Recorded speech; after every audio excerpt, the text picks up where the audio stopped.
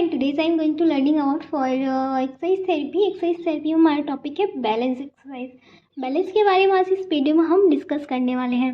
तो बैलेंस होता क्या है वो आप समझ लेते हैं। जब भी हमारी जो बॉडी होती है प्रॉपर तरीके से मूवमेंट कर रही होती है, फिक्स अलाइनमेंट पे हम मूवमेंट कर रहे होते हैं, तो हमारा क्या है, बैलेंस होता है। जल्दी से हमें फॉल का डर नहीं होता, फॉल एंड फियर वाला कोई भी ऐसा नहीं होता है, और जो हमारा जो बॉडी है प्रॉपर तरीके से मूवमेंट कर रही होती है। तो जब बैलेंस अनकंट्रोल हो जाता है तो उसमें क्या होता है, जो हमारा बैलेंस होता है वो लॉस हो जाता है, फॉलिंग के चांसेस बढ़ जाते हैं, हमारा मस्कुलर सिस्टम और न्यूरोमस्कुलर सिस्टम का कोऑर्डिनेशन होता है वो बिगड़ जाता है। जिससे क्या होता है, उसे एक प्रॉपर तरीके से एक सिग्नल नहीं मिल पाता हमारे नर्वस सिस्टम को, जिससे कि हमारी बॉडी कंट्रोल हो सके। तो इसमें क्या होता है, थोड़ा सा डिसबैलेंस हो जाता है मस्कुलर और न्यूरोमस्कुलर सिस्टम के बीच में, जिससे हमारा जो बैलेंस होता है वो अनकंट्रोल हो जाता है। और बैलेंस में हम क्या देखते हैं कि हमारी जो बॉडी होती है वो एक इक्विलिब्रियम में रहती है, एक फिक्स इक्विलिब्रियम होता है हमारी बॉडी का, उसमें रहती है बैलेंस में। पर जब बैलेंस बिगड़ जाता है तो हमारा बॉडी के इक्विलिब्रियम भी बिगड़ जाता है। तो इक्विलिब्रियम क्या होता है, इसमें हमारी जो बॉडी होती है दो टाइप से रहती है, एक रेस्ट में रहती है, एक हमारा मोशन में रहती है। तो जो दो टाइप से होता है, एक static and dynamic. Static means होता है रेस्ट में जब बॉडी होती है, और डायनेमिक मीन्स होता है जब हमारी बॉडी होती है वो मोशन कर रही होती है। तो देखते हैं बैलेंस क्या है। बैलेंस एक ऐसी एबिलिटी है, it is the ability to maintain one centre of gravity and over a base of support. Means हमारी बॉडी किस में मेंटेन रहती है, centre of gravity and base of support. अभी सेंटर ऑफ ग्रेविटी और बेस ऑफ सपोर्ट क्या होता है। सेंटर ऑफ ग्रेविटी होता है कि हमारी जो बॉडी एक एनाटॉमिकल पोजिशनिंग में होती है, तो हमारी ग्रेविटी फोर्स लगता है, तो हमारी बॉडी का जो सेंटर ऑफ ग्रेविटी होती है, जिससे कि हमारी बॉडी बैलेंस में रहती है, गिरने का डर नहीं होता है। जिस साइड हमारा जो बॉडी का मास होगा, जिस साइड बॉडी का मास जाएगा उसी साइड हमारी सेंटर ऑफ ग्रेविटी भी टिल्ट हो जाती है। जैसे कि सपोज कर लेते हैं हमें आगे की ओर फॉरवर्ड बेंड होना है, तो हम जिस साइड बेंड होंगे और हमारा मास जो बॉडी का मास है जिस साइड जाएगा, हमारी सीओजी भी उसी साइड जाएगी। तो हमारी जो सीओजी होती है वो होती क्या है, मेन पॉइंट क्या होता है सीओजी का, सेकंड सर्कल पे होती है बॉडी जो एंटीरियर सेकेंडरी जो सैक्रल होता है वर्टिब्रा, वहाँ पे हमारी सेंटर ऑफ ग्रेविटी होती है। तो सेंटर ऑफ ग्रेविटी एक इमेजिनरी लाइन होती है, इमेजिनरी पॉइंट होता है, जिसमें हमारी जो पूरी बॉडी का जो मास होता है वो कंसंट्रेट होता है उस पॉइंट पे। जैसे हमारा मास चेंज होता जाएगा, बॉडी का मास चेंज होगा, सेंटर ऑफ ग्रेविटी भी चेंज होगी। तो base of support and centre of gravity ये मेंटेन रहना चाहिए। मीन्स जो बेस ऑफ सपोर्ट क्या होता है, बेस ऑफ सपोर्ट में एक ऐसा एरिया होता है जिसमें हमारी बॉडी जो सपोर्टेड रहती है, बॉडी सपोर्ट में, जैसे कि जितना ज़्यादा लार्ज बेस ऑफ सपोर्ट होगा उतना ज़्यादा हमारी बॉडी भी स्टेबल होगी। सपोज कर लेते हैं एक हमारा ये पॉइंट है, एक हमारा ये पॉइंट है। हमारा पेशेंट जो है, कोई भी क्लाइंट है, वो यहाँ पे ऐसे खड़ा हुआ है, ओके। तो ये एक कम डिस्टेंस है और ये हमारी लॉन्ग डिस्टेंस है। इस डिस्टेंस पे जो क्लाइंट है वो खड़ा रहेगा तो जल्दी से थक जाएगा और उसे नीड होगी, वो बैठने की कोशिश करेगा। और इतना ज़्यादा हमारा, जैसे कि हमने ऐसे कर दिया, ये हमारा बेस ऑफ सपोर्ट हो गया इतनी डिस्टेंस से इतनी डिस्टेंस के बीच में। तो ये क्या हो गया, ये बेस ऑफ सपोर्ट में जितना ज़्यादा बेस ऑफ सपोर्ट होगा उतनी ज़्यादा स्टेबिलिटी होगी। आप अपने आप से फॉर एग्जांपल आप खुद से देख सकते हैं। आप पहले तो पैरों को बिल्कुल टुगेदर, दोनों पैरों को एक साथ मिला के खड़े होइएगा, और थोड़ी देर खड़े रहेंगे, आपको दर्द होने लगेगा। उसके बाद आप क्या करें, थोड़ी डिस्टेंस पे दोनों पैरों को रखें। तो ये हमारा बेस ऑफ सपोर्ट होता है। जितना ज़्यादा बेस ऑफ सपोर्ट होगा उतना अच्छा हमारी स्टेबिलिटी होगी, और इतनी ज़्यादा स्टेबिलिटी होगी तो हमारी इतनी बॉडी बैलेंस में रहेगी, बॉडी मेंटेन में रहेगी। तो ये हमारा बैलेंस होता है। और बैलेंस में क्या है, जो हमारा बॉडी है उसमें physical, neurophysiological and muscular system का जो पूरा कॉम्बिनेशन होता है वो प्रॉपर तरीके से होना चाहिए। जैसे कि यहाँ डेफिनेशन में लिखा हुआ है, balance also define as physical equilibrium achieve them vestibular visual and somatosensory information integrate the CNS central nervous system. Balance क्या होता है, बैलेंस एक फिजिकल इक्विलिब्रियम होता है जिसमें हम वेस्टिबुलर, विजुअल, सोमैटोसेंसरी इन्फॉर्मेशन होती है। वेस्टिबुलर मीन्स जो भी हम फील कर रहे होते हैं, रिफ्लेक्सेस जो आ रहे होते हैं हमारे पास, विजुअली जो हम उसे देख रहे होते हैं, देखेंगे हम, जो भी हमारे पास सिग्नल आएंगे, रिफ्लेक्स आ रहे हैं, वेस्टिबुलर सुनेंगे कानों से, फील करेंगे। एंड सोमैटोसेंसरी जो हमारी इन्फॉर्मेशन को है ब्रेन तक लेके जाएगी, सीएनएस तक लेके जाएगी। तो इससे क्या होगा, हमारी बॉडी जो होती है कंट्रोल में रहती है। कोई भी सिग्नल आता है, कोई भी सेंसरी स्टिमुलेट आता है, क्योंकि पहले हम उसे देखते हैं, देखने के बाद जैसे हमने देखा फील किया उसे, तो हमारी बॉडी क्या करती है, उसे सिग्नल को हमारी ब्रेन तक लेके जाती है, ब्रेन तक ले आके सीएनएस तक लेके जाती है। उससे क्या होगी, हम तुरंत अपनी बॉडी को बैलेंस में ले आते हैं। तो ये हमारी बैलेंस की डेफिनेशन होती है। थर्ड पॉइंट है मेंटेन इक्विलिब्रियम। क्या करना है, अपना जो इक्विलिब्रियम है उसे मेंटेन करके रखना है। अब इसमें कुछ कीवर्ड होते हैं, कुछ टर्म होती हैं जो यूज़ करते हैं, जैसे कि यहाँ पे सेंटर ऑफ मास हो गया हमारा, सेंटर ऑफ ग्रेविटी हो गया COG, and base of support हो गया बेस ऑफ बीओएस। तो कुछ ऐसी टर्म है, कीवर्ड है होते हैं जिनका बहुत ज़्यादा यूज़ होता है। सेंटर ऑफ मास क्या हो गया, टोटल बॉडी मास, जितना हमारी बॉडी का पूरा मास है सेंटर में रहेगा, एक पॉइंट पे, फिक्स पॉइंट पे रहेगा। तो जहाँ भी हमारा पूरा बॉडी का वो सेंटर ऑफ मास है, वहीं पे हमारा परफेक्ट इक्विलिब्रियम होता है। जिस साइड हमारा सेंटर ऑफ मास जाएगा उस साइड ही हमारी सेंटर ऑफ ग्रेविटी जाएगी। सपोज कर लेते हैं कोई ओबेसिटी वाला पेशेंट है, क्लाइंट है, तो उसका सेंटर ऑफ मास जिस साइड जाएगा, जिस साइड वो झुकेगा, अगर वो फॉरवर्ड आगे की ओर झुक रहा है तो उसकी जो centre of gravity second cycle पे जो होना चाहिए वो आगे आ जाएगी, स्टोमक की साइड, एब्डोमिनल की साइड आ जाएगा। सपोज कर लेते हैं वो लेटरली टिल्ट हो रहा है, तो लेटरली टिल्ट होगा तो उसका जो सेंटर ऑफ मास होगा वो लेटरली हो जाएगा। लेटरली होने पर जो हमारा जो सेंटर ऑफ ग्रेविटी है वो भी लेटरल हो जाएगी। तो यदि जो हमारे सेंटर ऑफ ग्रेविटी, एक जो सेंटर ऑफ ग्रेविटी है, एक हमारा एक लाइन ऑफ ग्रेविटी भी होता है, जिसे हम लाइन ऑफ ग्रेविटी एक क्या होता है कि इमेजिनरी वर्टिकल लाइन होती है हमारी बॉडी के एनाटॉमिकल पोजीशन में। तो जिस साइड हमारा मीन्स हमारी सीओजी ऑफ अर्थ की जो सीओजी है और सीओजी ऑफ बॉडी, इन दोनों के बीच में हमारी, जैसे ये अर्थ की हो गई हमारी बॉडी की सीओजी, इन दोनों के बीच में एक इमेजिनरी लाइन होती है वर्टिकली, जिस क्या होता है, जिस साइड हमारी लाइन ऑफ ग्रेविटी होती है, लाइन ऑफ ग्रेविटी के अंदर ही हमारे सीओजी होगा। एंड सीओजी क्या है, सीओजी वर्टिकल प्रोजेक्शन होता है सेंटर ऑफ मास का।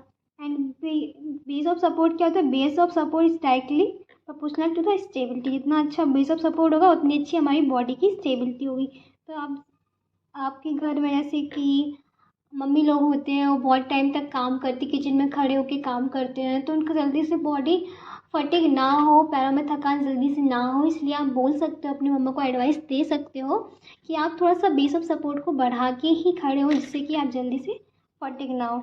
एंड नेक्स्ट है alter base of support and change person postural stability. क्योंकि बेस ऑफ सपोर्ट हम अल्टरली चेंज करते रहेंगे, जितना ज़्यादा हम जैसे चेंज कर रहे हैं, कभी लेटली खड़े हो रहे हैं, कभी फॉरवर्ड है, कभी बैकवर्ड, तो ऐसे क्या होगा, जितना हम अल्टर्ड करते रहेंगे उतना पोस्चर की स्टेबिलिटी भी चेंज होती रहेगी हमारे। तो ये कुछ की टर्म होते हैं, कुछ ऐसे लिमिट ऑफ स्टेबिलिटी होता है, मोमेंटम होता है, ग्राउंड रिएक्शन फोर्स होता है। ग्राउंड रिएक्शन फोर्स होता है, इसमें हमारी बॉडी पे मतलब ग्रेविटी लगती है, तो उसके बस अपोजिट में हमारी मसल्स, एंटी ग्रेविटी मसल्स होती है, वो वर्क करती है जिससे कि हमारी बॉडी जल्दी से फॉल ना हो। तो ये कुछ की टर्म हो गए। नेक्स्ट हम देखते हैं imbalance of in maintenance in balance. कैसे इम मेंटेनेंस होता है, क्या ऐसी कंडीशंस होती हैं कि हमारी जो बॉडी है वो इम मेंटेनेंस होता है, अनकंट्रोल हो जाती है। जैसे कि फर्स्ट हमारा है न्यूरोमस्कुलर कोऑर्डिनेशन। जब हमारा न्यूरोमस्कुलर कोऑर्डिनेशन अच्छा नहीं होगा, मसल्स और नर्व का कोऑर्डिनेशन अच्छा नहीं होगा, तो बैलेंस बिगड़ जाएगा।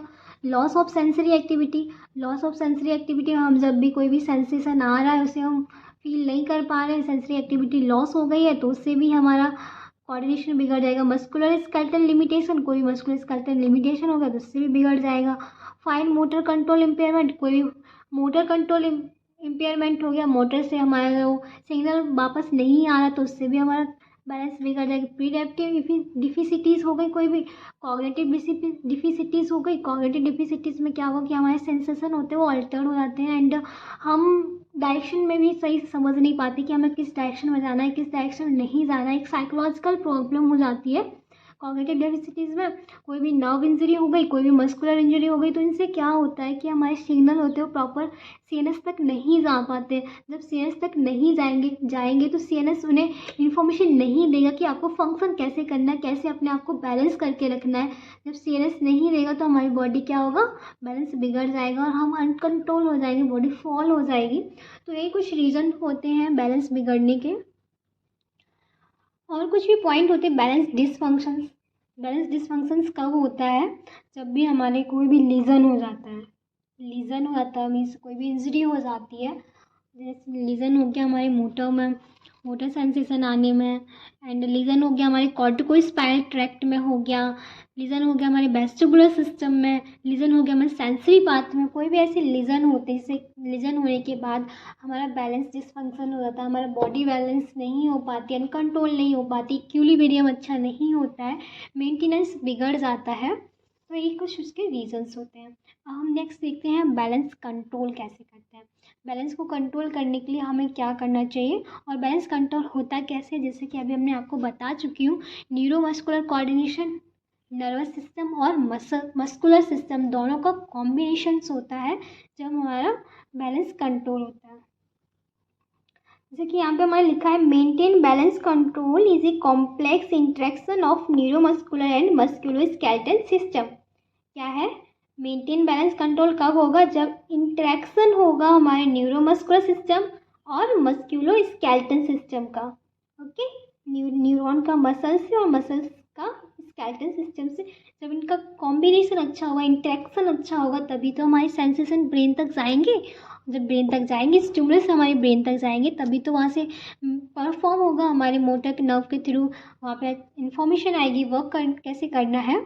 तो इंटरेक्शन अच्छा होना चाहिए। तो नर्वस सिस्टम क्या करता है वो देख लेते हैं। नर्वस सिस्टम में जैसे कि हमारे जो पाथवेज हो गए, एफरेंट इफरेंट पाथवे हो गए, जो सेंसेशन को स्टिमुलस को लेके जाते हैं और फिर बाद में वहाँ से मोटर के थ्रू जो इन्फॉर्मेशन को लेके आते हैं वो।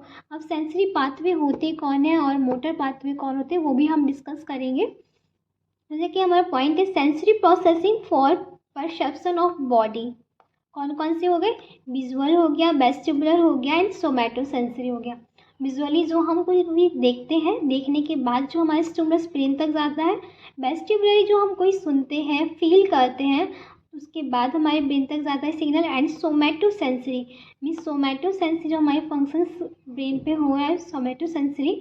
तो ये सारे कुछ होते हैं, टर्म होते हैं।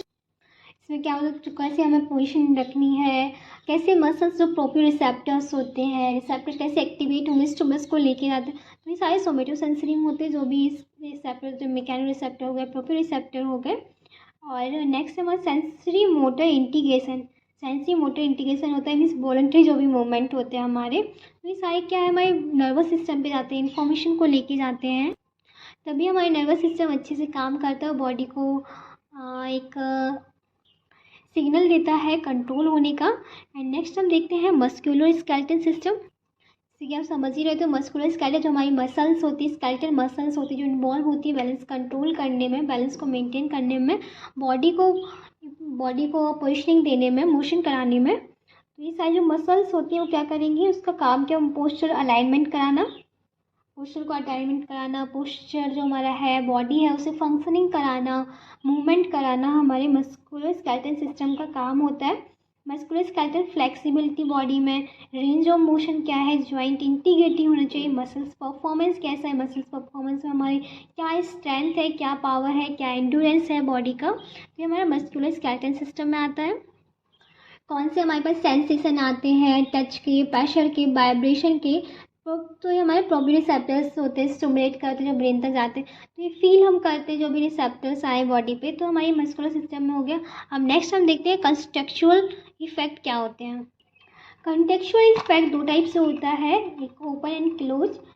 ओपन और क्लोज में क्या, ये हमारे डायरेक्टली जो बॉडी है, डायरेक्टली इन्वायरमेंट से जो इंटरेक्शन होता है वो कंटेक्चुअल इफेक्ट में आता है। जैसे कि हमारा अनप्रेडिक्टेबल हो गया एंड प्रेडिक्टेबल हो गया। इसमें क्या है, अनप्रेडिक्टेबल तो विथ डिस्ट्रैक्शन, बहुत सारी डिस्ट्रैक्शन हो गई, तब बॉडी हमारी जो होगा उसका बैलेंस बिगड़ेगा। एंड प्रेडिक्टेबल में क्या होता है, कोई भी डिस्ट्रैक्शन नहीं है, कोई भी डिस्ट्रैक्शन ना होने के बाद भी हमारी जो बॉडी है वो बैलेंस नहीं हो पा रहा है। तो इसमें क्या होता है, दो टाइप के सरफेसेस हम रख देते हैं, फॉर्म रख देते हैं या स्लीपरी सरफेस रख देते हैं।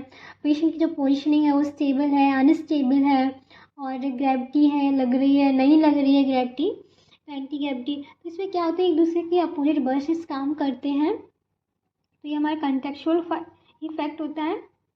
नेक्स्ट अब हमें इन तीनों जो हमने नर्वस सिस्टम पढ़ा, मस्कुलर सिस्टम पढ़ा, कंटेक्चुअल इफेक्ट पढ़ा, इसे डायग्राम के थ्रू देख लेते हैं कैसा इसका इंटरेक्शन होता है मस्कुलर स्केलेटल सिस्टम का, नर्वस सिस्टम का, कंटेक्चुअल इफेक्ट का।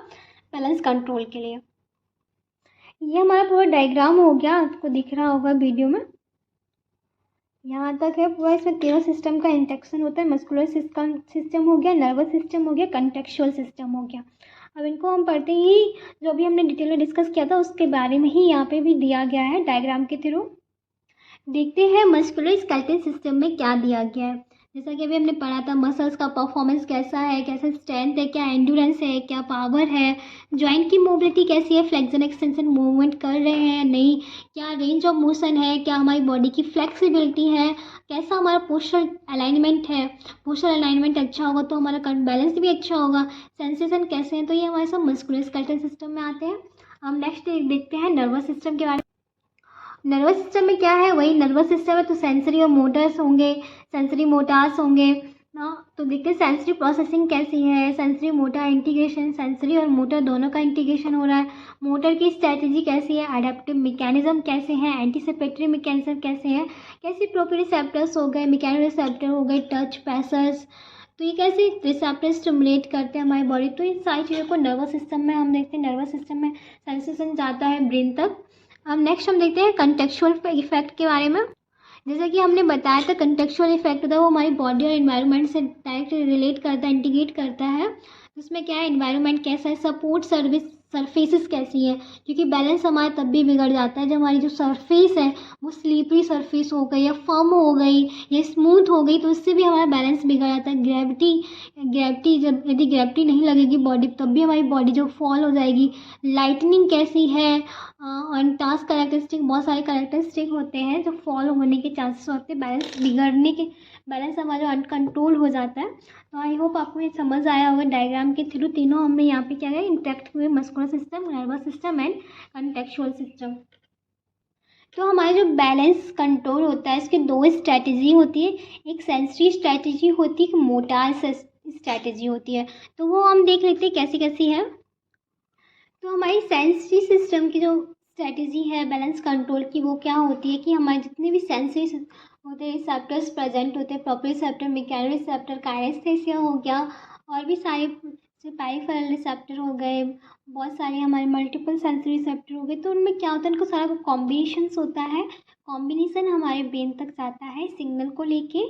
तो अब उनमें से हम देखेंगे क्या क्या प्रोप्रियोसेप्टर में आता है, क्या हमारे मैकेनोरिसेप्टर्स में आते हैं, और कौन से हमारे सोमैटोसेंसरीज होते हैं, वो सारे कुछ देखने वाले हैं। तो सेंसरी स्ट्रैटेजी फर्स्ट पॉइंट है combination of information from peripheral receptor in multiple sensory system. क्या होता है, कॉम्बिनेशन पेरिफेरल का और हमारे मल्टीपल बहुत सारे सेंसरी सिस्टम जो जितने भी हैं उन सबका कॉम्बिनेशंस होता है सेंसरी स्ट्रैटेजी में। तो उसमें से हमारे जो आते हैं सेंसरी सिस्टम में, विजुअल आ गया, सोमैटो सेंसरी आ गया, प्रोप्रियोसेप्टिव्स आ गए, ज्वाइंट आ गए, क्यूटेनियस रिसेप्टर हो गए, वेस्टिबुलर सिस्टम्स हो गए, हमारे काइनेस्थेसिया हो गए। तो ऐसे इतने बहुत सारे ऐसे सिस्टम्स होते हैं सेंसरी सिस्टम जो सिग्नल्स को स्टिमुलेट करते हैं, इंफॉर्मेशन को ब्रेन तक लेके जाते हैं। जैसे कि हमारा प्रोप्रियोसेप्टर्स होते हैं, वो कैसे होते हैं, सेंस जो हमारी sense of body, sense of positioning होती है। काइनेस्थेसिया में क्या होता है, सेंस ऑफ मूवमेंट, कैसा हमारा मूवमेंट हो रहा है उसका सेंसेशन जाएगा। और हमारे टच हो गया, प्रेशर्स हो गए, टच और टेम्परेचर हो गए, उसके सारे सेंसेशन जाते हैं हमारे ब्रेन तक। तो हम देखते हैं नेक्स्ट क्या होते हैं, विजुअली और सोमैटोसेंसरी और हमारा वेस्टिबुलर। विजुअली रिसेप्टर में क्या होता है, विजुअली हम देखते हैं कोई चीज़, देखने के बाद जो हमारा सिग्नल ब्रेन तक आएगा, तो विजुअली में क्या है, पेशेंट इन्फॉर्मेशन देखता है विजुअल सिस्टम की तरफ से।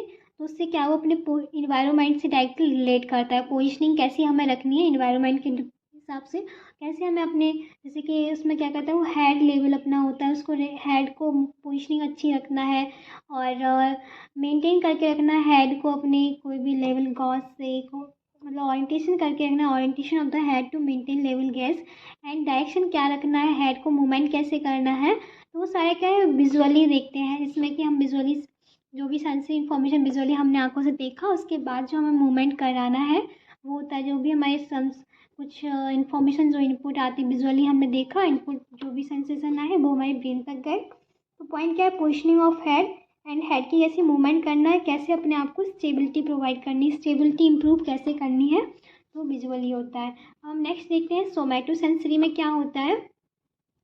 सोमेटोसेंसरी में भी हम जो इंफॉर्मेशन प्रोवाइड होती है हमें, जैसे पोजीशन के बारे में, मोशन के बारे में, बॉडी कैसे मोशन हो रहा है और किस टाइप के सरफेसेस है, सपोर्ट सरफेसेस है, किस टाइप, तो सारा कुछ हमारे सोमेटोसेंसरी से हमारे मसल्स तक, सॉरी हमारे ब्रेन तक फंक्शंस जाते हैं। सो पॉइंट क्या है, प्रोवाइड इन्फॉर्मेशन, क्या प्रोवाइड इन्फॉर्मेशन करता है, position and motion of the body, कैसी पोजिशनिंग रखनी है, क्या हमारा मोशन रखना है बॉडी का, एंड मसल्स प्रोप्रियोसेप्टिव्स, जितने भी मसल्स के प्रोप्रियोसेप्टिव कौन से होते हैं, जो कि जैसे हमारा गोल्जी टेंडन हो गया, मसल्स स्पेंडल हो गए, इसमें इंट्राफ्यूजल एक्स्ट्राफ्यूजल्स होते हैं, उनमें भी एफरेंट इफरेंट होते हैं, सिग्नल को लेके जाते हैं। कुछ न्यूक्लियर बैग होते हैं, न्यूक्लियर चेन होती है जिसमें न्यूक्लियाई फिल होते हैं, वो इन्फॉर्मेशन को लेके जाते हैं। और हमारे जो गोल्जी टेंडन हो गया, वो हमारे कहाँ पे होता है, जहाँ पे एक्स्ट्राफ्यूजल इंट्राफ्यूजल जो होते हैं एक दूसरे से कॉम्बिनेट होते हैं, तो वहाँ पे हमारा गोल्जी टेंडेंस होता है। ये भी एक सेंसरी होता है जो हमारे मसल्स के स्टिमुलस को ब्रेन तक लेके जाता है। अब कुछ हो गए हमारे स्किन मैकेनोरिसेप्टर। अब स्किन मैकेनोरिसेप्टर में कौन कौन से होते हैं, जैसे कि सेंसिटिवेशन होता है, वाइब्रेशन का, टच का हो गया, प्रेशर का हो गया, और स्ट्रेच स्किन कर रहे, तो वो सारे हमारे इन्फॉर्मेशन आती है, इनपुट जाते हैं हमारे और हमारे ब्रेन तक जाते हैं। जिससे क्या है, वो मेंटेन करना है, मेंटेन करके रखते हैं बैलेंस को, और हमारे सरफेसेस से कि सरफेस कैसी है, फ्लैट है, फर्म है, और ज़्यादा हार्ड है, फिक्स्ड है, तो ये सारी इन्फॉर्मेशन आती है जब भी कोई पेशेंट खड़ा होता है कि सरफेस पे उसे मूव कैसे करना है। तो ये हमारे माइंड पे इंफॉर्मेशन आएगी। और कुछ जॉइंट रिसेप्टर्स होते हैं। जॉइंट रिसेप्टर में कैसे होते हैं, जो हमारे रेगुलेट करते हैं, जैसे कि हमारे जॉइंट को कैसे बैलेंस करके रखना है। जो हमारे गामा रिसेप्टर्स होते हैं, गामा मोटर सिस्टम प्रेजेंट होता है, वो क्या करता है, हमारे रेगुलेट करता है मसल्स के स्टिफनेस को और मूवमेंट कराने में हेल्प कराते हैं। तो ऐसे रिसेप्टर्स प्रेजेंट होते हैं पोस्चर को फिक्स अलाइनमेंट पर लाने के लिए। और क्या है नेक्स्ट, हमारा सपोर्ट सर्फेसेस, कौन कौन से सर्फेसेस जो हैं वो सपोर्ट के लिए, तो ये सारे क्या है हमारे सोमेटोसेंसरी सिस्टम में इन्वॉल्व होते हैं। अब नेक्स्ट हम देखते हैं वेस्टिबुलर सिस्टम। अब जो हमारा वेस्टिबुलर सिस्टम होता है वो कौन सी इन्फॉर्मेशन देता है, तो वेस्टिबुलर सिस्टम हमारे जो हेड के मूवमेंट को कैसे रखना है और अपना पोजीशनिंग कैसी रखनी है, और जो हमारा ग्रेविटी लग रहा है, कोई भी फोर्स लग रहा है, उसके अकॉर्डिंग हमारी बॉडी को मेंटेन करके रखता है, सिग्नल्स देते हैं। और वेस्टिबुलर सिस्टम जो होता है हमारे हेड को मूवमेंट इन्वायरमेंट के थ्रू करना है, और कैसे इम्बैलेंस बिगड़ रहा है, वॉकिंग के टाइम आपको कैसे चलना है, स्टैंडिंग कैसे करनी है, ये सारी चीज़ें हमारे वेस्टिबुलर सिस्टम पे डिपेंड करता है। और हमारा जो वेस्टिबुलर सिस्टम होता है can give not any informations for position of the body, हमारी जो बॉडी की कैसी पोजिशनिंग है उसकी कोई भी इन्फॉर्मेशन नहीं देता हमारे ब्रेन को।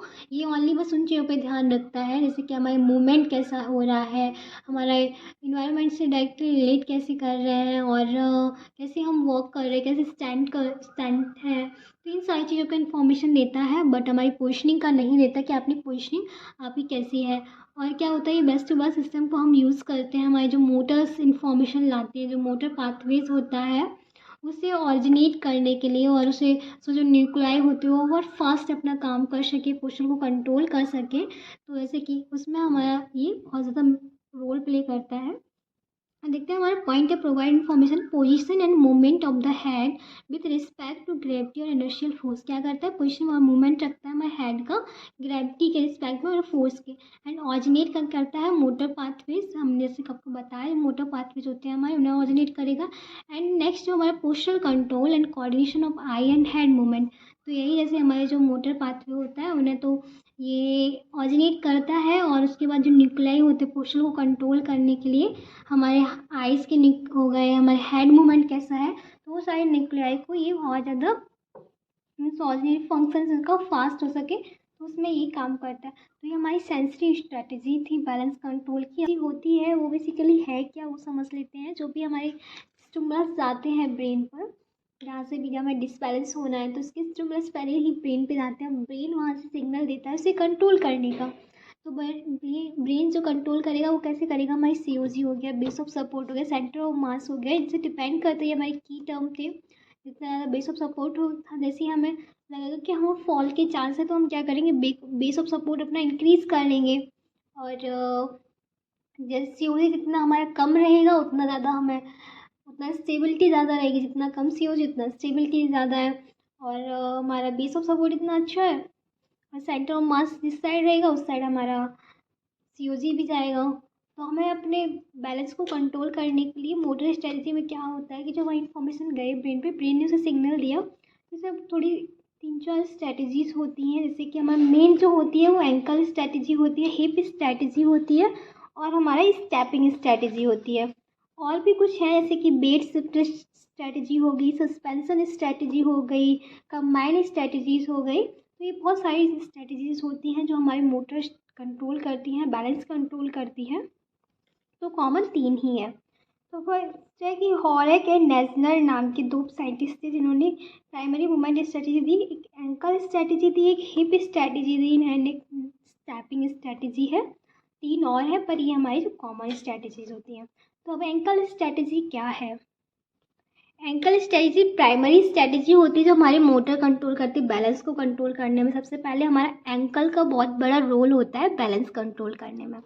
तो एंकल की जो मसल्स होती हैं, एंकल में जो फॉरवर्ड एंड बैकवर्ड मीन्स हमने दी फॉरवर्ड आगे की ओर फॉल हो रहे हैं, तो हमारी बैकवर्ड जो मसल्स होती है वो सपोर्ट देती हैं, वो स्टेबिलिटी प्रोवाइड करती है।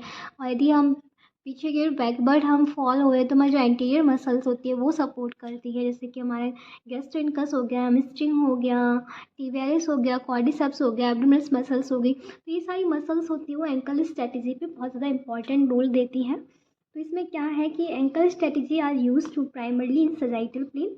सजाइटल प्लेन में हम इसका यूज़ करते हैं। सजाइटल प्लेन में जब हम एनाटॉमिकल पोजिशनिंग में होते हैं, and low amplitude perturbation that cause the body to move forward and backward. क्या होगा जब हमारा लो एम्पलीट्यूड होगा, लो एम्पलीट्यूड पर्टिशुएशन होगा, तो हम इसमें क्या होगा, हमें चांस होंगे गिरने के चांस होते हैं, फॉरवर्ड हो या बैकवर्ड हो। ओके।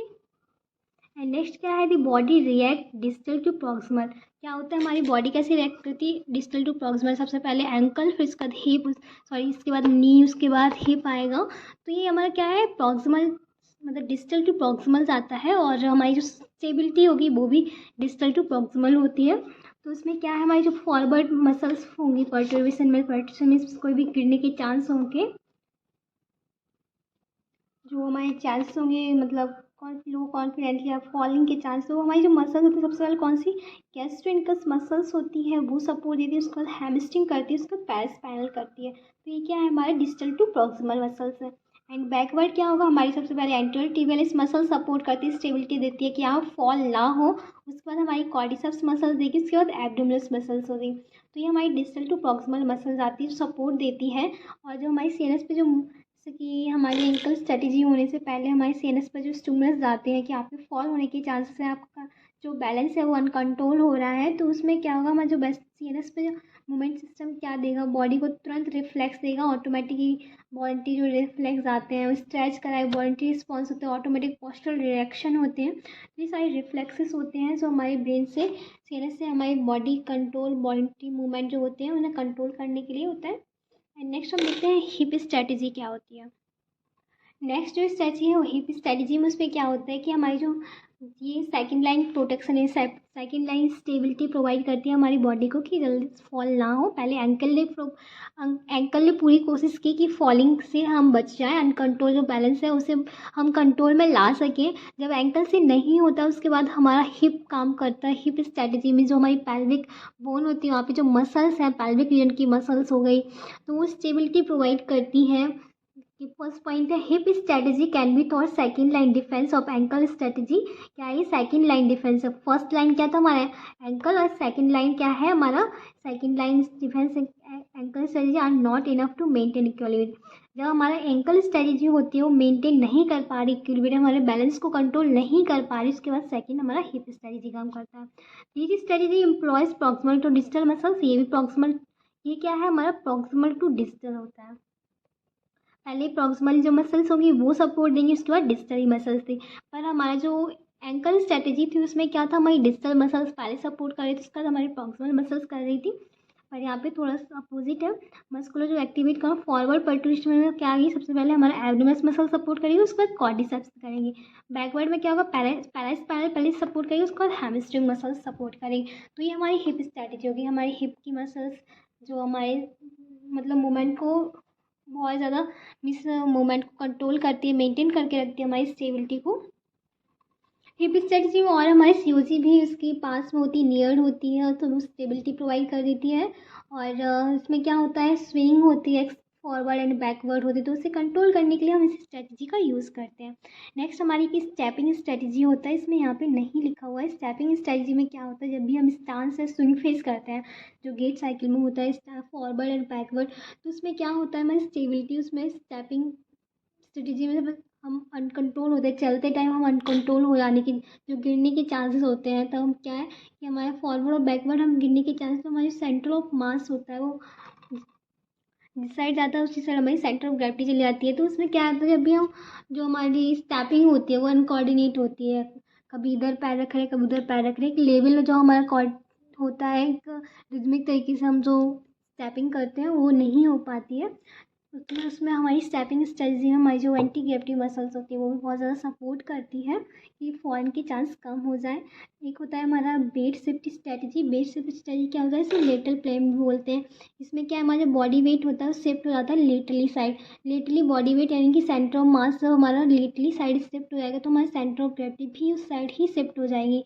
तो उससे बैलेंस को रोकने के लिए हमारे जो हिप की जो एबडक्टर मसल्स होती हैं, एडक्टर मसल्स होती हैं, वो एक्टिवेट होती है और बैलेंस को कंट्रोल करने का कोशिश करती है। एक होता है हमारी सस्पेंशन स्ट्रेटजी। सस्पेंशन स्ट्रेटजी में क्या होता है कि हमारे सेंटर ऑफ मास होता है बॉडी का, वो मीन्स क्विकली क्या होता है, लो हो जाता है, कम हो जाता है। तो हमारे सबसे पहले हमारी जो एंकल की मसल्स, एंकल की मसल्स हो गई, नी की हो गई, हिप की हो गई, तो ये सारी मसल्स होती है वो उसमें हेल्पफुल रहती हैं। और इसमें जो हमारा इन्हांस होता है इफेक्टिवनेस हमारी बॉडी की, इनफैक्ट में बैलेंस को मूवमेंट कराने के लिए, बैलेंस को जो हमारे जो मूवमेंट हो रहा है उसे कंट्रोल करने के लिए बहुत ज़्यादा इन्हांस करते हैं ये मसल्स। तो ये हमारी क्या हो गई, एंकल स्ट्रेटजी हो गई, हमारा हिप स्ट्रेटजी हो गई, स्टेपिंग स्ट्रेटजी हो गई, वेट शिफ्ट स्ट्रेटजी हो गई, सस्पेंशन स्ट्रेटजी हो गई। आई होप आपको मोटर स्ट्रेटजी समझ आया होगा। एक बार डायग्राम के थ्रू भी समझ लीजिएगा। ये हमारी एंकल स्ट्रेटजी हो गई कि इस एंकल से फॉल होने के जो चांस उसे बॉडी क्या करे, स्टेबल कर रही है कहाँ से, डिस्टल टू प्रॉक्सिमल। एंड ये हमारी हिप स्ट्रेटजी हो गई। हिप स्ट्रेटजी में क्या था, हमारी जो प्रॉक्सिमल मसल्स होती हैं वो पहले वर्क करती है, उसके बाद डिस्टल मसल्स काम करती हैं। एंड ये हमारी हो गई स्टैपिंग स्ट्रेटजी। जब भी हम स्टैप करते हैं, जो स्टैपिंग स्ट्रेटजी में जो हमारे अनकंट्रोल स्टैप होते हैं उसे कंट्रोल करने के लिए इस स्ट्रेटजी को यूज़ करते हैं। अब नेक्स्ट हम स्टार्ट करते हैं इम्पेयर्ड बैलेंस। इम्पेयर्ड बैलेंस क्या होता है, जब हमारा जो बैलेंस है वो इम्पेयर्ड हो जाता है, मेंटेनेंस नहीं होता है सही से, कोई भी इंजरी हो गई, कोई भी डिजीज़ है, कोई भी पैथोलॉजी हो जाने की वजह से हमारा जो बैलेंस बिगड़ जाता है, कोई फ्रैक्चर की वजह से हो जाता है, कोई मस्कुलर इंजरी है, तो इन सारी चीज़ों की वजह से जब हमारा बैलेंस बिगड़ जाता है तो उसमें क्या हमारे मूवमेंट जो होते हैं उसे हम इम्पेयर्ड बैलेंस को कैसे कंट्रोल करते हैं वो देखते हैं। तो impaired balance can be caused by injury और डिजीज और पैथोलॉजी। कोई भी इंजरी और डिजीज और पैथोलॉजी की वजह से होता है। एंड 3 स्टेजेस होती है, sensory input, sensory motor integration and motor output generation. Sensory information जो हमारे पास जो आती है, फिर सेंसरी और मोटर इंटीग्रेशन होता है, उसके बाद जो मोटर आउटपुट आता है। तो ये सारी इसकी स्टेजेस होती है बैलेंस को कंट्रोल करने की। अब हम देखते हैं हमारा बैलेंस इम्पेयर्ड होता क्यों है, क्या ऐसी कंडीशंस होती है जो हमारा बैलेंस इम्पेयर्ड हो जाता है, यानी सेंसरी इन्फॉर्मेशन या तो सही से नहीं आती है, सेंसरी इन्फॉर्मेशन जाने का जो पाथवे होता है, सेंसरी पाथवे, उसमें कोई लीजन हो गया, कोई भी इंजरी हो गई, या हमारे मोटर पाथवे है उसमें कोई लीजन हो गया, कोई भी कॉर्टिकोस्पाइनल ट्रैक्ट कोई लीजन हो गया हमारे, तो इन सारी चीज़ों में क्या होता है, इनसे इम्पेयरमेंट हो जाता है। तो वो हम देखते हैं। फर्स्ट हमारा क्या है, प्रोप्रियोसेप्टिव डेफिसिटीज़। कोई भी प्रोप्रियोसेप्टिव डेफिसिटीज़ होती है, प्रोप्रियोसेप्टिव डेफिसिटीज़ में क्या होती है, जितने भी हमारे जो सेंसेशन होता है, हमारा जो मूवमेंट होता है बॉडी का वो चेंज हो जाता है।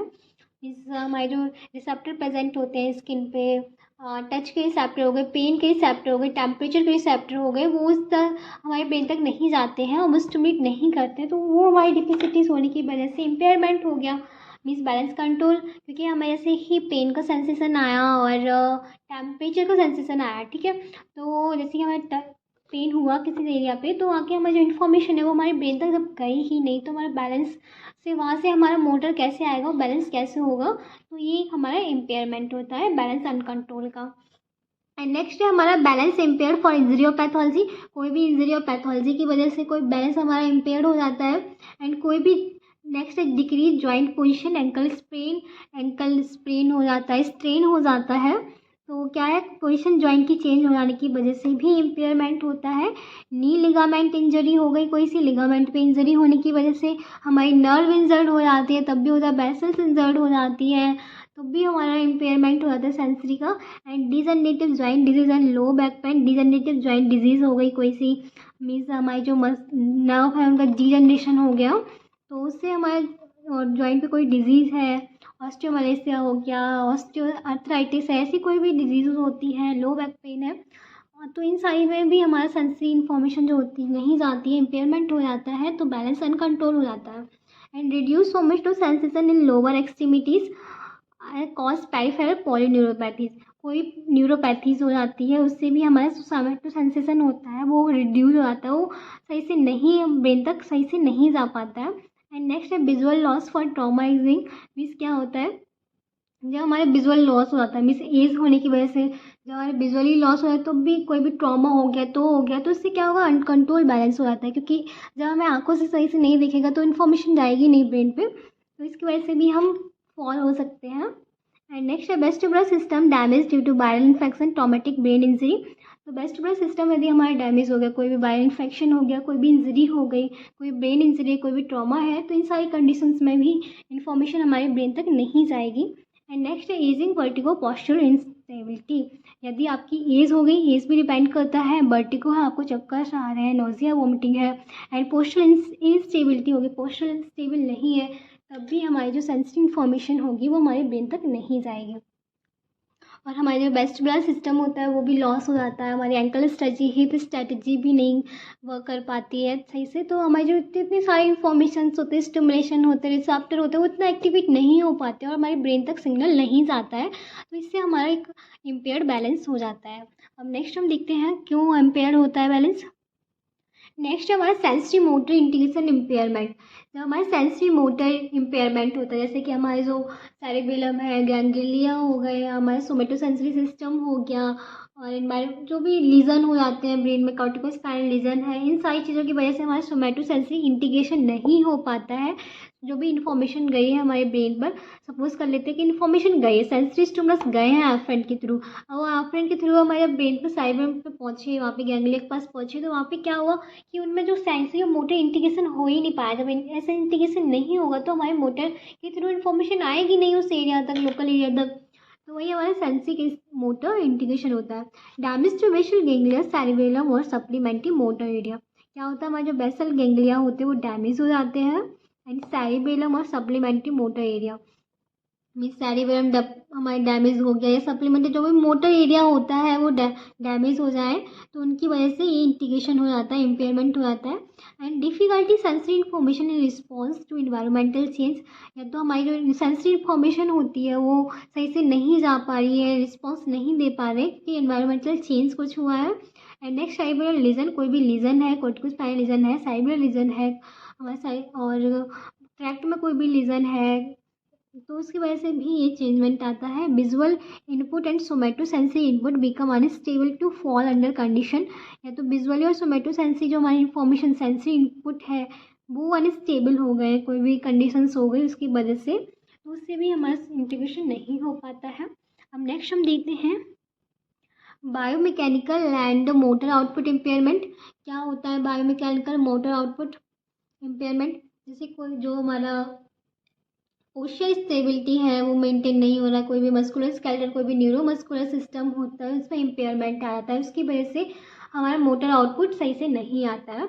Deficits in the motor component of balance control can cause muscular skeletal system and हमारा न्यूरोमस्कुलर सिस्टम, तो उसमें इम्पेयरमेंट किस किस में आता है, हमारे पुअर पोस्चर होने की वजह से, जॉइंट की रेंज ऑफ मोशन कम होने की वजह से, लिमिटेशन होने की वजह से, हमारा मस्कुलर परफॉर्मेंस अच्छा ना होने की वजह से मस्कुलर स्केलेटल सिस्टम होता है उसमें इम्पेयरमेंट आ जाता है। और न्यूरोमस्कुलर सिस्टम में क्या होता है, हमारा इम्पेयर्ड क्या होता है, motor coordination, motor control coordination सही से नहीं होता है, तो इन सारी जब मस्कुलर स्केलेटल सिस्टम और न्यूरोमस्कुलर सिस्टम में डिफिसिटीज़ हो जाती है कोई भी, तो ये सारे इम्पेयरमेंट देखने को मिलते हैं। ये सारे इम्पेयरमेंट होंगे तो हमारी इन्फॉर्मेशन ब्रेन तक नहीं जाती है, एंड या तो हमारा पोस्चर मालिग्नीमेंट हो जाए, and impaired range of motion हो जाए, मसल स्ट्रेंथ कम हो जाए, हमारा पोस्चर जो अल्टर्ड हो रहा है, बैलेंस मूवमेंट नहीं अच्छा हो रहा है, क्योंकि पोस्चर अल्टर्ड होने की वजह से हमारा मूवमेंट अच्छा नहीं है, पोस्चर मालिग्नमेंट हो गया, इम्पेयर्ड रेंज ऑफ मोशन हो गई, तो इन सारी वजह से हमारा सेंसरी और मोटर आउटपुट सही से नहीं होता है, सेंसरी इन्फॉर्मेशन सही से जाती नहीं है, तो मोटर आउटपुट अच्छे से नहीं आता है। नेक्स्ट है हमारा डिफिसिटीज़ विथ एजिंग। एज भी डिपेंड करता है, डिफिसिटीज़ कोई भी एज, मतलब एज बहुत ज़्यादा होगी तो हमारे सेंसरी मोटर सही से काम नहीं करते हैं। Decline in all sensory system, यदि एज हमारी ज़्यादा होगी तो हमारी इतनी सेंसरी सिस्टम है वो डिक्लाइन हो जाने लगते हैं और हमारी रिड्यूस फंक्शनिंग हो जाती है। एंड नेक्स्ट है डिफिसिटीज़ फ्रॉम मेडिसिन। कोई मतलब मेडिसिन हम जब लेते हैं बहुत सारी, कोई भी एंटी हाइपरटेंशंस हो गई, हमारे एंटी डिप्रेशन हो गए, एंटी एपिलेप्टिक हो गई, और बहुत सारी ऐसी मेडिसिन्स होती हैं जिसका हम यूज़ करते हैं, सेडेटिव हो गई और हिप्नोटिक हो गई, बहुत सारी डिजीज़ की वजह से हम जो भी मेडिसिन यूज़ करते हैं उनके बहुत सारे साइड इफ़ेक्ट भी होते हैं। उन साइड इफ़ेक्ट के होने की वजह से हमारे न्यूरोमस्कुलर सिस्टम सही से काम नहीं करता है, और जो हमारा आउटपुट होते हैं, मोटर आउटपुट होते हैं, वो सही से नहीं आते, सेंसरी इन्फॉर्मेशन नहीं जाती, क्योंकि उन लोगों को डिजीनेस होती है, कन्फ्यूजन रहती है, लोअर कॉन्फिडेंट होता है, तो इस वजह से यहाँ पे मोटर आउटपुट सही से काम नहीं करता है। सो आई होप आपको समझ आया होगा कि कैसे इम्पेयर्ड बैलेंस होता है और कौन कौन सी ऐसी कंडीशंस होती हैं इनकी वजह से हो जाता है। जैसे कि अभी हमने पढ़ा है सेंसरी मोटर इंटीग्रेशन इम्पेयरमेंट के बारे में पढ़ा, bio mechanical and motor output impairment के बारे में पढ़ा, डिफिसिटीज़ एजिंग में पढ़ा हमने, डेफिसिटीज़ ऑफ मेडिसिन्स पढ़ ली हमने, सेंसरी इम्पेयरमेंट होने की वजह से हमने, तो ये सारी प्रॉब्लम्स देखने को मिलती है। या ऐसा भी हो सकता है कि हमारी मसल्स होती है वो वीक हो जाती है और हमारी विजुअल डिफिसिटीज़ हो जाती है, गेट डिफिसिटीज़ होती है, बैलेंस डिफिसिटीज़ हो जाती है, अर्थराइटिस हो जाता है, कोई पैथोलॉजी हो जाती है, उसकी वजह से हमारी जो डेली एक्टिविटी होती है वो भी सही से परफॉर्म नहीं हो पाती, डिप्रेशन हो गया, कॉग्निटिव इम्पेयरमेंट हो गई, एज हो गई, आफ्टर 80 के बाद ऐसी प्रॉब्लम्स देखने को मिल जाती हैं, और कोई भी हिस्ट्री हो गई, कोई भी ऐसी पैथोलॉजी है उसकी वजह से इन सारी इंटीग्रेशन देखने को मिलते हैं, इम्पेयरमेंट हो जाते हैं बैलेंस कंट्रोल में। सो यहाँ हमारा अनकंट्रोल है, इम्पेयर होगा, उसे हम कैसे मैनेज करेंगे। उस मैनेज करने के बहुत सारे टेस्ट होते हैं, बहुत सारे टेस्ट को हम यूज़ कर सकते हैं, जैसे कि होता है static balance test, dynamic balance test होता है, एंटीसेप्टिव बैलेंस टेस्ट होता है, रिएक्टिव टेस्ट होता है, सेंसरी ऑर्गेनाइजेशन होता है, बैलेंस ड्यूरिंग फंक्शनल एक्टिविटी होता है, एंड एक last safety during gait locomotion और बैलेंस। तो ये बहुत सारे बैलेंस टेस्ट होते हैं, मैनी टेस्ट होते हैं जो हम इसका यूज़ करते हैं बैलेंस को कंट्रोल करने के लिए। तो सबसे पहले हमें क्या करना है, जब भी हम इम्पेयर्ड बैलेंस को मैनेजमेंट करेंगे उससे पहले हमें एग्जामिनेशन करना है। एग्जामिनेशन क्या करना है इम्पेयर्ड बैलेंस का, कि हम सबसे पहले हिस्ट्री लेंगे पेशेंट की, कैसे हिस्ट्री, क्या फॉल, सडन फॉल होता है पेशेंट, या थोड़ा सा चलने के बाद फॉल होता है, और कोई भी ऐसी कंडीशंस तो नहीं है, क्या एक्टिविटीज़ है पेशेंट की, कोई नोज़िया वर्टिगो तो नहीं है, डिजीनेस तो नहीं आते हैं, तो ऐसी सारी चीज़ें, हम हेडेक तो नहीं है इसकी वजह से कंट्रोल लॉस हो रहा है, क्या है ऐसी प्रॉब्लम्स, पैथोलॉजी देखेंगे, सेंसरी रिसेप्टर्स देखेंगे, प्रोप्रियोसेप्टर्स कैसे काम करते हैं, मैकेनोसेप्टर कैसे काम करते हैं, क्या पोस्चरल कंट्रोल है, क्या पोस्चरल अलाइनमेंट है, क्या मसल्स की स्ट्रेंथ है, पेन है, क्या रेंज ऑफ मोशन है, फ्लेक्सिबिलिटी कैसी है, मोटर कोऑर्डिनेशन कैसा है, क्यों इम्पेयर्ड हो रही, फ्लेक्सिबिलिटी कैसी है। बहुत सारे ऐसे टेस्ट होते हैं, बहुत सारे एग्जामिनेशंस होते हैं जो हम पेशेंट के पहले एग्जामिन करेंगे, इवेलुएट करेंगे, उसके बाद ही हम कोई भी टेस्ट का यूज़ करेंगे, कि हम उससे पहले समझ लेंगे पेशेंट की प्रॉब्लम क्या है, मीन्स उसके receptor, sensory, mechanoceptor, visual, vestibular receptor,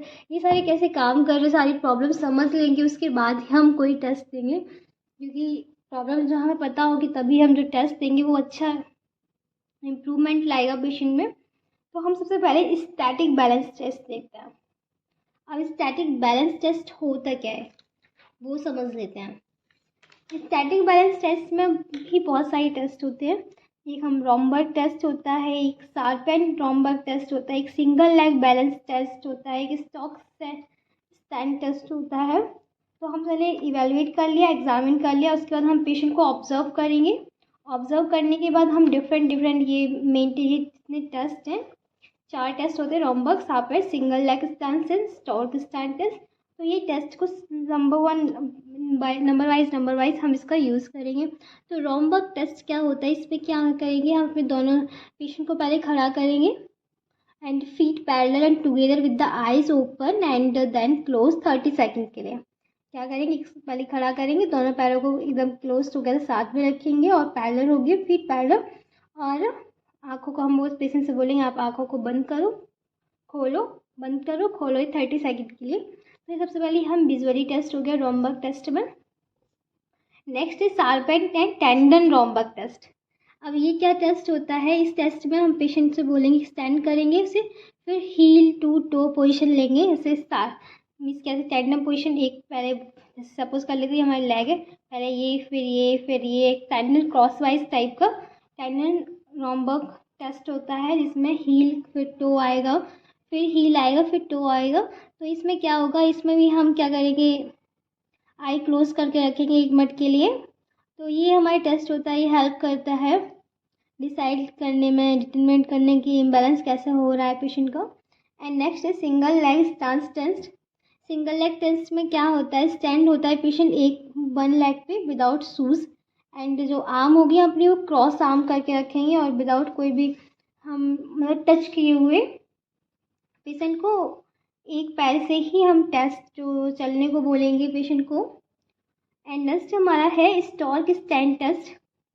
जो हमारा स्टॉर्क स्टैंड टेस्ट है उसमें क्या होता है कि हम पेशेंट को स्टैंड करेंगे दोनों पैरों से और हाथ उसके हिप पे रखेंगे, and then lift one leg place to the toes. Means पहले क्या करेंगे पेशेंट को, उसके बाद पेशेंट से बोलेंगे क्रॉस वाइज करना है हील को, फिर यहाँ पे टो, तो उसमें फिर उसका एक स्टांस जैसे हील ऑफ वाला होता है, हील ऑफ पूरा प्रेशर अपने टो पे देना है। वैसे टेस्ट ये होता है बैलेंस का, मतलब खड़े होने का एंकल स्ट्रेटजी के लिए।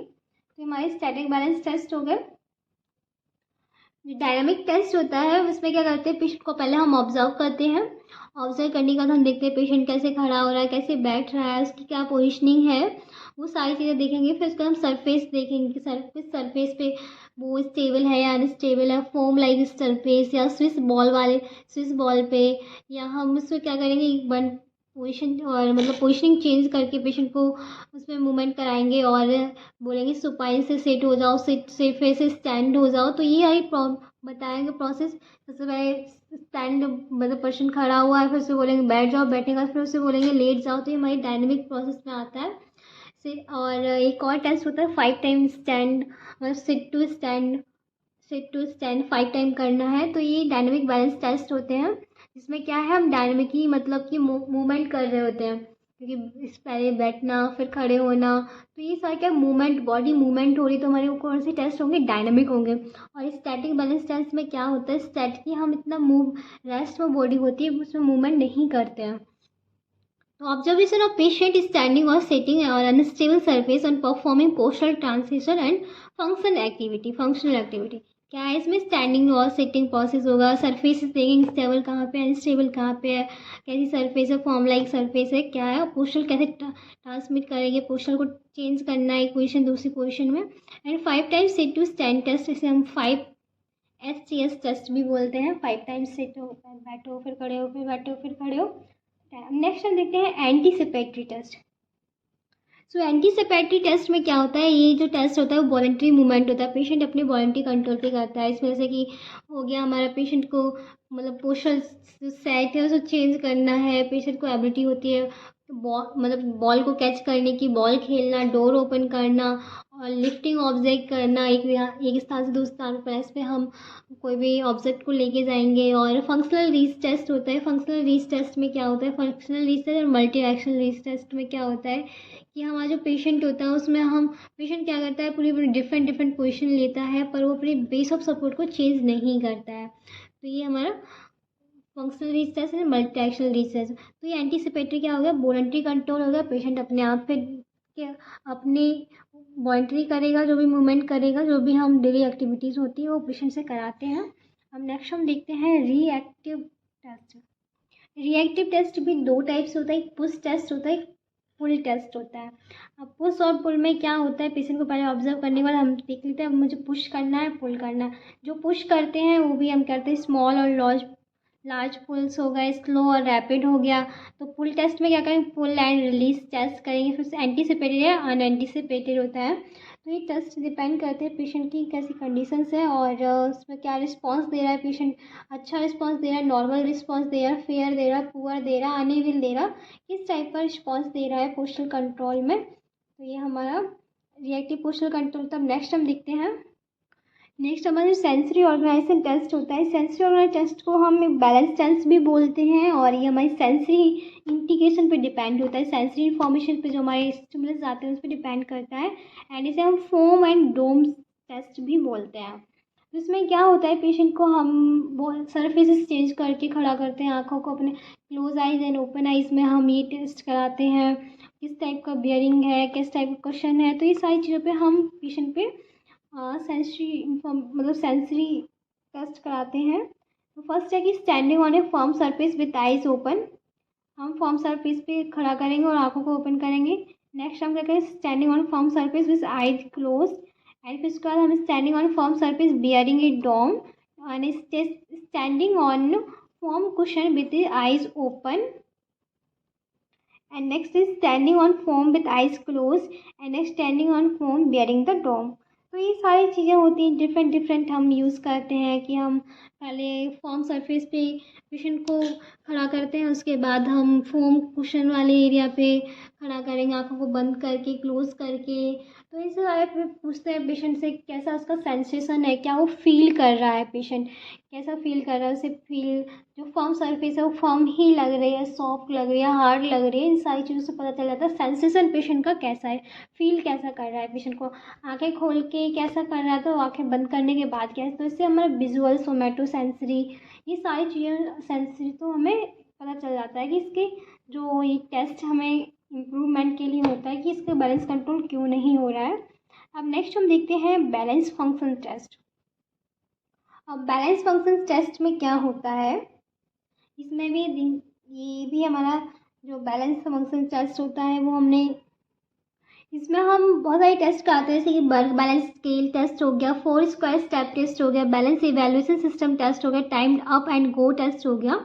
तो बर्ग बैलेंस टेस्ट में क्या होता है, पेशेंट को हम बोलते हैं कॉमनली परफॉर्म करता है डे टू डे लाइफ में, जैसे sitting to standing, standing to unsupported and standing to supported and standing to sitting, transferring standing with eyes close and standing with feet together and standing with unsupported हो गया and reach forward without stretcher and retrieving object from floor and turning to look behind, turning to 360 angle and place alternate foot on stool and standing with one foot with in front, standing on one foot। तो ये सारे हम balance balance scale में होते हैं, ये जो daily activities वाली चीज़ें होती हैं पेशेंट से हम परफॉर्म कराने को बोलते हैं कि आप कौन सा पोस्ट खड़ा होना है, एक वन लेग पे खड़ा होना, सपोर्ट से लेना है। तो ये सारे इस टेस्ट में हम कराते हैं। और नेक्स्ट हमारा 4 स्क्वायर स्टेप टेस्ट होता है, इसमें भी हम क्या करते हैं बैलेंस को परफॉर्मेंस करने के लिए हम इसका यूज़ करते हैं इस टेस्ट का। एंड एक होता है balance evaluation system test and हमारे बैलेंस इवैल्यूएट सिस्टम टेस्ट होता है, एक timed up and go test हो गया। तो ये सारे हम टेस्ट कराते हैं पेशेंट के इम्पेयरमेंट को इम्प्रूव करने के लिए, जो भी इम्पेयरमेंट हुआ है उसका क्या कॉजेज़ है और उसे हमें इम्प्रूव कैसे करना है, तो वो सारे टेस्ट हम करा सकते हैं, इससे पता चल जाता है हमें प्रॉब्लम क्या है पेशेंट को। अब नेक्स्ट हम देखने वाले हैं कैसे हम बैलेंस ट्रेनिंग करते हैं पेशेंट की, कौन कौन सी ट्रेनिंग पोजीशन होती है, कंट्रोलर होते हैं, जैसे कि हमारा स्टैटिक बैलेंस कंट्रोल टेस्ट होता है, एक डायनेमिक होता है, एक हमारा होता है एंटीसिपेटरी बैलेंस कंट्रोल ट्रेनिंग होता है, एक रिएक्टिव बैलेंस कंट्रोल ट्रेनिंग होता है, सेंसरी ऑर्गेनाइजेशन कंट्रोल ट्रेनिंग होता है, balance during functional activities training होता है। तो इस टाइप बहुत सारी ट्रेनिंग होती है, बैलेंस ट्रेनिंग करा सकते हैं पेशेंट को। तो फर्स्ट स्टार्ट करते हैं हम। यदि हमारे चैनल पर नए हैं तो please like and subscribe. Late started. सबसे पहले हम देखते हैं बैलेंस ट्रेनिंग क्या होती है। जब हमारे जो मूवमेंट होते हैं वो रिस्ट्रिक्ट हो जाते हैं, अनकंट्रोल मूवमेंट हो जाते हैं, बैलेंस सही से नहीं होता है, न्यूरोमस्कुलर मस्कुलर सिस्टम का कोऑर्डिनेशन अच्छा नहीं होता है, कॉम्बिनेशन नहीं होता है, इंटरेक्ट नहीं होते हैं, सेंसरी इंफॉर्मेशन जो हमारे सेंसरी मोटर ना होती वो भी सही से इंटरेक्ट नहीं होते, तो उससे क्या होता है हमारा जो बैलेंस होता है वो बिगड़ जाता है, अनकंट्रोल हो जाता है बैलेंस। तो इसके लिए हम बैलेंस ट्रेनिंग देते हैं। तो बैलेंस ट्रेनिंग क्या होती है, ऐसी एक्टिविटीज़ होती है इसमें हम पेशेंट को स्टेबिलिटी प्रोवाइड करते हैं। स्टेबिलिटी प्रोवाइड करेंगे तो कोऑर्डिनेशन अच्छा होगा, बैलेंस परफॉर्मेंस अच्छा हो जाता है। तो इसकी बहुत सारी ट्रेनिंग एक्सरसाइज होती है। तो क्या है हमारा balance training offer involve activities that challenge the patient limit of stability. क्या होता है ऐसी एक्टिविटी में इन्वॉल्व होना पड़ता है, थोड़ा चैलेंजेस होती है पेशेंट के लिए क्योंकि वो अनकंट्रोल मूवमेंट उसका हो रहा है। तो हम उसे ट्रेनिंग देंगे, बार बार रिपीटेटिव वर्क कराएंगे तो थोड़ा सा जो हमारी लिमिट हो जाती है स्टेबिलिटी वो फिर से सही हो जाती है, लिमिट थोड़ा सा स्टेबिलिटी बढ़ जाती है। तो फर्स्ट हमारी ट्रेनिंग क्या होती है, static balance control training. Static balance control training में क्या होता है कि हमें जो पेशेंट होता है उसकी जो बॉडी होती है वो रेस्ट में होती है, स्टैटिक मीन्स रेस्ट में होती है। तो उसमें हम कंट्रोल ट्रेनिंग टेस्ट देंगे तो हम मेंटेन क्या करेंगे, सिटिंग पोजीशन क्या है, स्टैंडिंग पोजीशन क्या है, एंड स्टांस फेस का क्या है, टेंडम फेस कराएंगे हम, 1 फुट स्टैंड मतलब अनसपोर्टेड सपोर्टेड स्टैंड, सिटिंग, तो ये सारी चीज़ें हम कराएंगे, हाफ नीलिंग, फुल नीलिंग।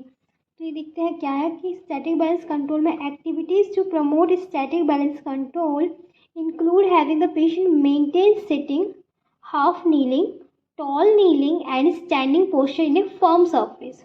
उसमें क्या करना होता है, मेंटेन करेंगे क्या, sitting position, standing position, half kneeling position and tall kneeling position, standing posture. तो सारी चीज़ें से हम मेंटेन करते हैं पेशेंट को एंड ट्रेन करते हैं।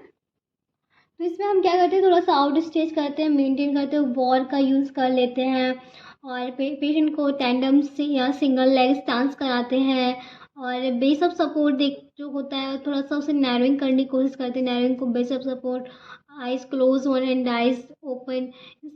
और हम जो सरफेसेस होती हैं वहाँ पे हम फर्म सरफेस पे करा सकते हैं, फोम पे करा सकते हैं, थोड़ा सा सैंड वाली सरफेसेस हो गई, ग्रास वाली सरफेसेस हो गई, तो ऐसी चीज़ों पे हम उसे एक्सरसाइज कराते हैं, पेशेंट को ट्रेन करते हैं और थोड़ा सा ट्रेन वो करते हैं catching A wall and further थोड़ा सा डेली एक्टिविटीज़ कराते हैं, मेंटल कैलकुलेशन भी करा सकते हैं। तो ये सारी चीज़ें हम स्टैटिक बैलेंस में कराते हैं। तो जब भी सिटिंग होगा पेशेंट, तो सिटिंग में क्या है हमारा, सिटिंग विथ 2 हैंड सपोर्ट, दोनों हाथों के सपोर्ट से, फिर sitting with 1 hand support and sitting unsupported and change the sitting support hard to soft,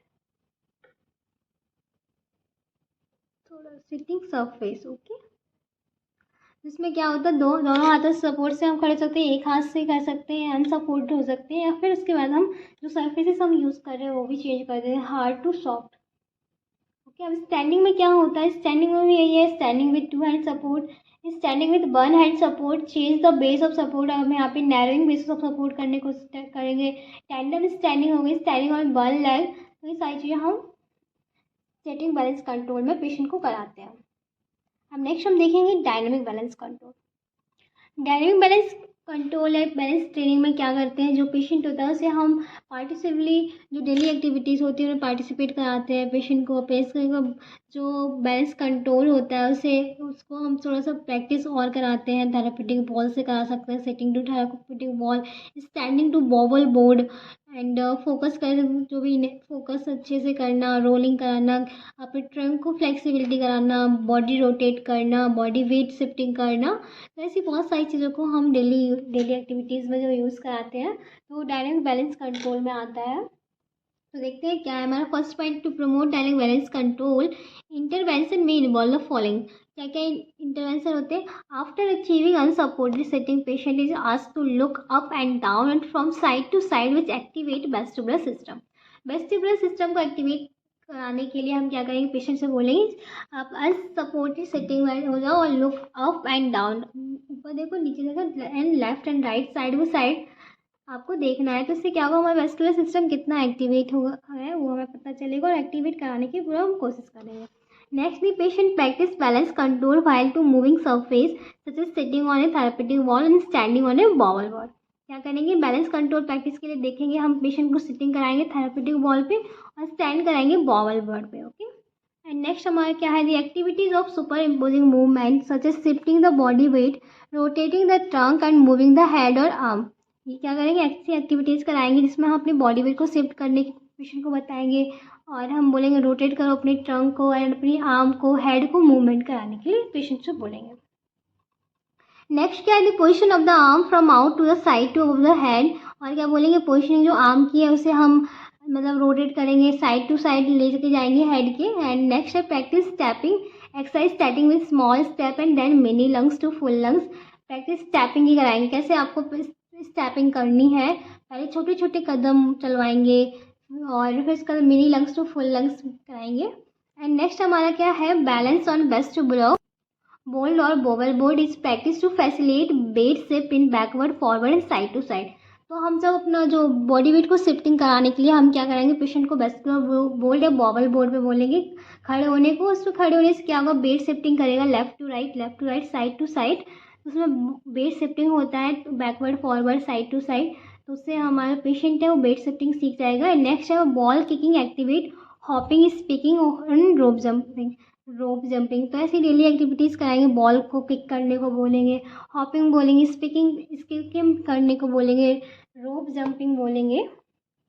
ये सारी डेली एक्टिविटीज़ पेशेंट को करा सकते हैं डायनेमिक बैलेंस एक्सरसाइज में। और पेशेंट से बोल सकते हैं जो परफॉर्मेंस होगा वो टेंडम स्टांस करना, नॉर्मल स्टांस करना है, one leg supported, two leg supported.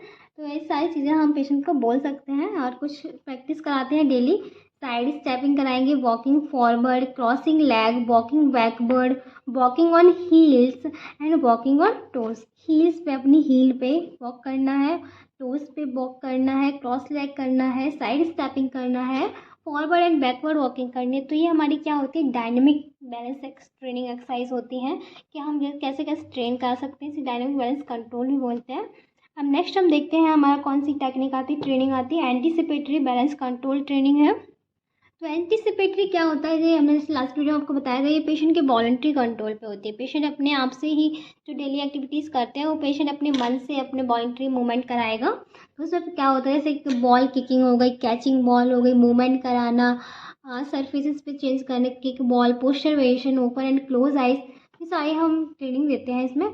Reach in all direction to touch और grasp object, catching a ball और किकिंग ए बॉल। हम पेशेंट को टच करने को, सेंसेशन को बढ़ाने के लिए भी देखेंगे, टच करने को, एंड कैचिंग बोलेंगे, किकिंग बोलेंगे, and catch the ball softly और किकिंग द बॉल फार, और कैच सॉफ्ट बॉल कैच कराएंगे और किकिंग कराएंगे, and use different posture for variation, और थोड़ा डिफरेंट पोस्चर भी बताएंगे पेशेंट को, और ओपन एंड क्लोज डोर को ओपन एंड क्लोज करना।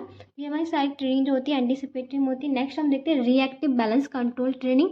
इसमें क्या होता है, तो रिएक्टिव ट्रेनिंग में क्या होता है, हम धीरे धीरे इंक्रीज़ करते हैं अमाउंट, थोड़ा सा फोर्स लगाने की और एक्सरसाइज बढ़ाने के लिए थोड़ा थोड़ा इसकी, और जो इसकी सरफेस होती है उसे चेंज करेंगे, फॉर्म करेंगे, फिर स्टेबल सर्विसेज देंगे।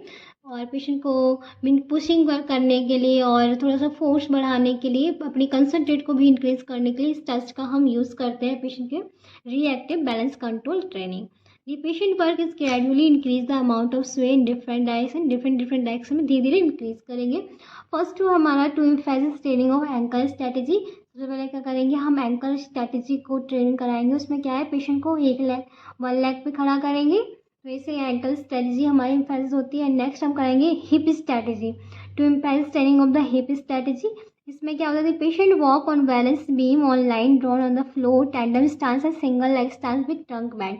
इसमें क्या कहते हैं, हिप स्ट्रेटजी के लिए कि हम ऐसे टैंडम हमारे स्टांस बनाते हैं जिसमें कि एक थोड़ा फुट प्रिंट बना देते हैं, फुट प्रिंट पे चलवाएंगे पेशेंट को सिंगल लेग से, या टैंडम स्टांस करें दोनों लेग से। तो ये हम उसमें हिप स्ट्रेटजी के लिए यूज़ कर लेते हैं।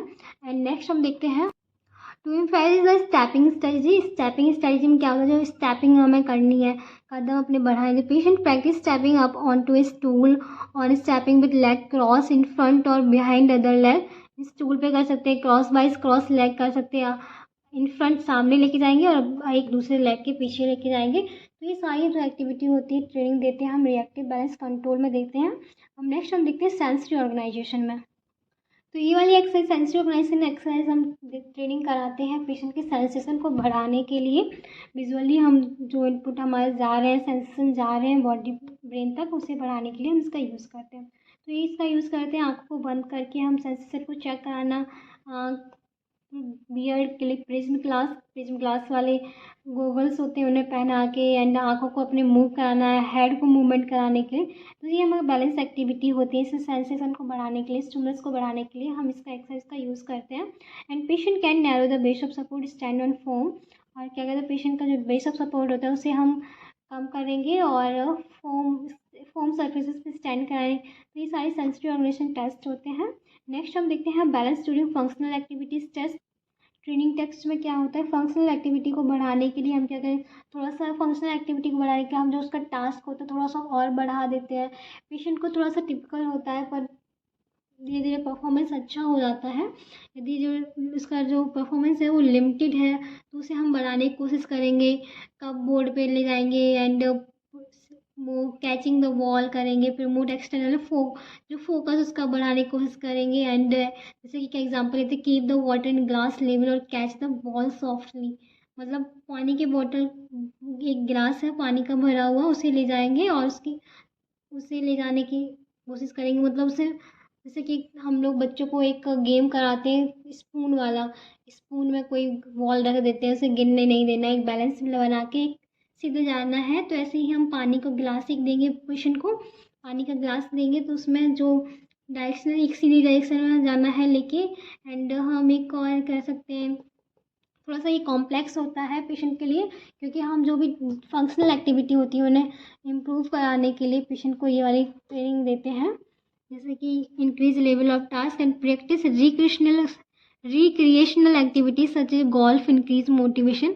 मीन्स फिर से उसे जो उसकी एक्टिविटी थी उन्हें रिक्रिएट करना, दोबारा से उन्हें प्रैक्टिस कराने के लिए हम इस एक्सरसाइज का यूज़ करते हैं, जैसे catching the ball, kicking the ball, water glass हो गया, ये सारी हम ट्रेनिंग में देते हैं। तो आई होप आपको हमारा वीडियो पसंद आया होगा। एंड आज हमारा बैलेंस सिस्टम जो है, इम्पेयर्ड बैलेंस है, वो ख़त्म होता है। Thank you so much and keep supporting me. Next हम जो टॉपिक लेके आने वाले हैं उसमें हम पढ़ने वाले हैं पोस्चर के बारे में। Thank you.